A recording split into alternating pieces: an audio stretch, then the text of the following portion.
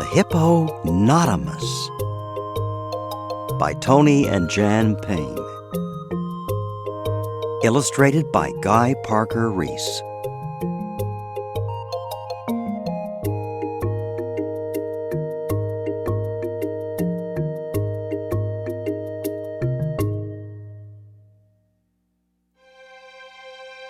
Portly was a very young hippopotamus.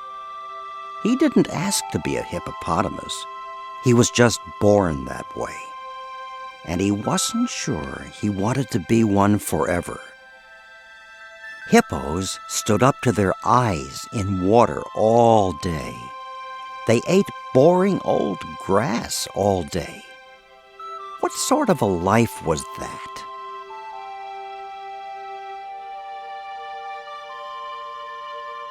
One day, Portly said to his mom and dad, "I've been a hippo for long enough, and now I want to be something else."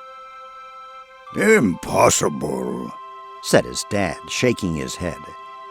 "You're a hippopotamus, and that's the way it is," said his mom. But Portly was a very stubborn hippo.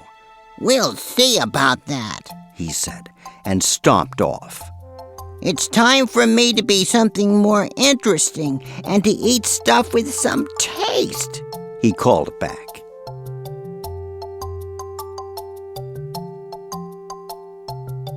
Portly had not gone far when he met a herd of animals. "More hippos," he thought. But as he got closer, he saw that they had big spikes where their noses should be. "You could do a lot of, tossing stuff around with spikes like that," he thought.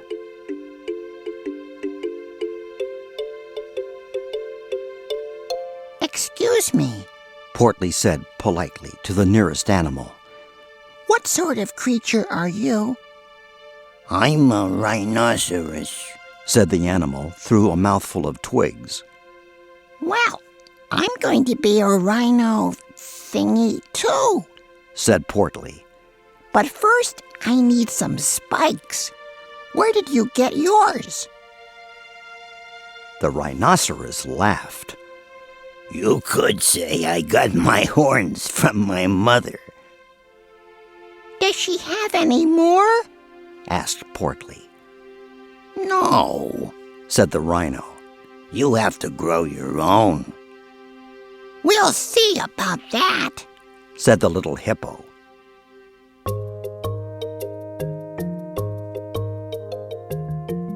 Portly found 2 pieces of wood and sharpened them until they were pointed, like horns. He tied them on his nose, but then he couldn't see. He tied them to the sides of his head. He tied them on top of his head. He tied them underneath his chin. No matter what, they just didn't look right. He turned around to ask for some advice, but the rhinos were gone. So Portly continued on his journey with the horns sticking out just anywhere.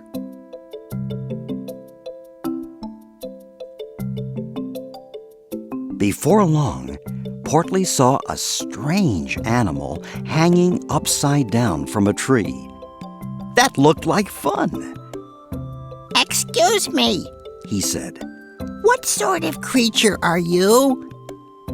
"I'm a bat, I think," said the animal. "And you are—" "I'm a hippo-noceros, actually," said Portly. "So what do bats do?" The bat took ages to answer. "Eat stuff, hang out. It's not easy being a bat," he added. "We'll see about that," said Portly.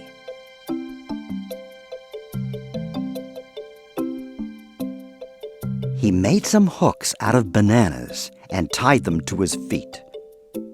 Carefully, he climbed into the tree and then hung upside down. "Now what?" he asked.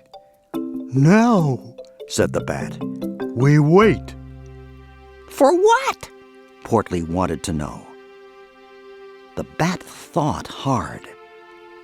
Wednesday, he said. So Portly settled down to wait for Wednesday. But after 5 minutes, the bananas slipped and he fell out of the tree. That's when Portly decided that 5 minutes was just about the right amount of time to be a bat.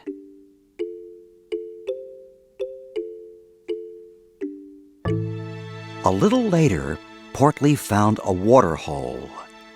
Standing in it was an enormous animal. Excuse me, Portly said. what sort of creature are you? I am an elephant, said the animal. What, may I ask, are you? I'm a Hippo-NOT-amus, and I'm going to be an elephant too, Announced Portly. I want to spit water out of my nose.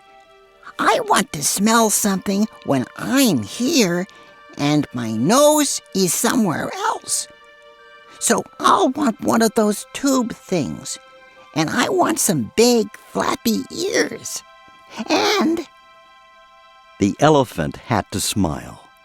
Wait a second, young Hippo-NOT-amus. You have to be born with those things. But Portly was determined. we'll see about that.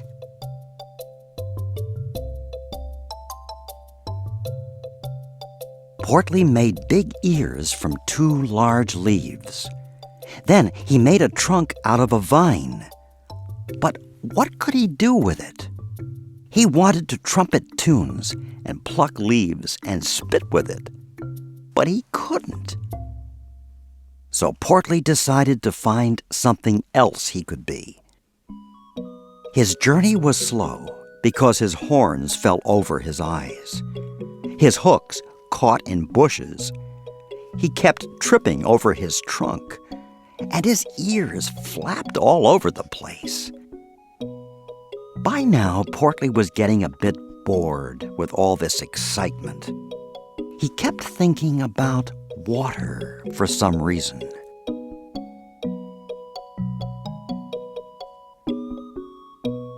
Portly had not gone far when he met some new animals. They started on the ground, like you and me, but ended up above the trees, Excuse me, said Portly to a knobby knee. what sort of creature are you? A head appeared from the leaves. I'm a giraffe, It said. What do giraffes do? Called the little hippo, eat leaves, mainly. said the giraffe. Can a Hippo-NOT-amus eat leaves? Portly inquired. I should think a Hippo-NOT-amus could eat anything. Replied the giraffe, Then I'll be a giraffe. said Portly. But it takes years to grow all the way up here. Exclaimed the giraffe, We'll see about that. said Portly.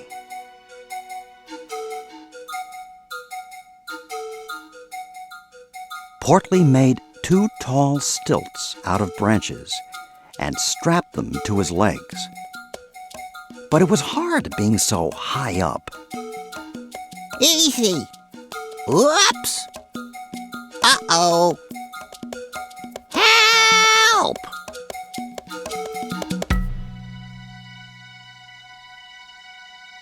Portly was now as hot and as hungry as a hippo can be, I know just what I need. he thought. And Portly started out on the long trail that led back to the river.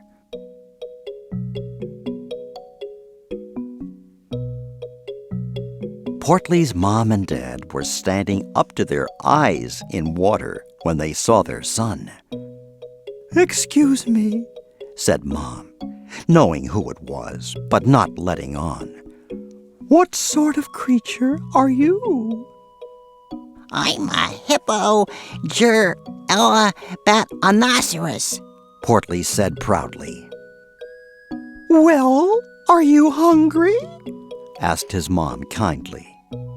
I'm afraid we only have boring old grass for supper. Do hippo-ger-ela-bat-anoceroses eat boring old grass? As a matter of fact, Said Portly. they like it more than anything.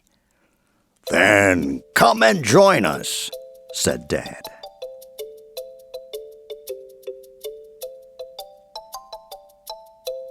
So the young hippopotamus removed his stilts and slid into the river. The water felt wonderful, and the boring old grass tasted better than ever. He did not notice his ears floating away, his trunk sinking, and his hooks and horns falling off. Mom smiled at Portly. Our own little hippo doesn't want to be a hippo anymore, so there's plenty of room for you if you'd like to stay.